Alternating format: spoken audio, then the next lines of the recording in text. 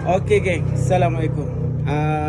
Hari ni bos nak tunjuk Ekong kalau dah sapa tahap ni memang dia tak kesera lah, walaupun hawa-hawa dia tak kerasa. Ni geng. Ni. Tengok tu. Di blower dia ni memang habuk tu setebal makeup perempuan. Tengok dia jelek. Alah dia jelek lidah boyo. Ni macam ni kan memang kata tak rasa lah. Macam customer loan ni dia oyak memang tak rasa.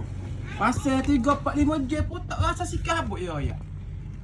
Jadi kesimpulan dia memang kena servis. Lepas tu payah oyak air titik. Ni kan. Ni pucuk air titik ni kan. Pucuk air titik ni disebabkan lendar-lendar ni kan. Lendar-lendar dalam ni. Dan lendar-lendar dalam ni. Ini pok suruh ayak dah. Ni lendar-lendar dalam ni. Apa ni? Jalan ni. Ni. Lendar-lendar ni. Ni semua pucuk-pucuk air akan titik lah geng. Pucuk air akan titik. Tengok. Nampak? Tu. Nampak ke? Lendar tu geng. Dia punya lendar ni siapa kata menyekat air untuk keluar.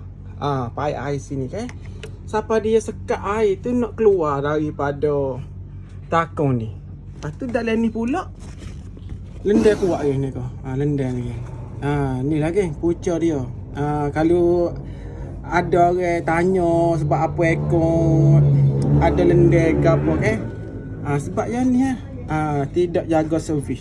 Dan api pun akan diparut api tu maksudnya bil elektrik bil elektrik akan melambung tinggi. Macam lah ni sini tidak cuma mana.